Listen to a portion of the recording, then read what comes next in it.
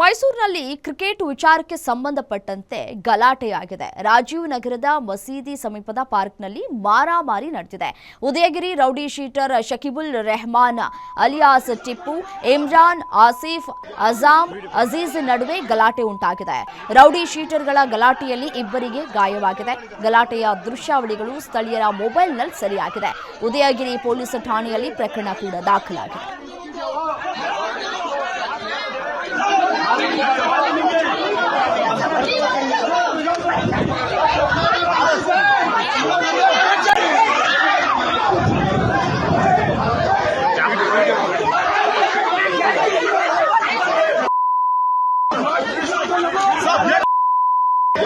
Beautiful.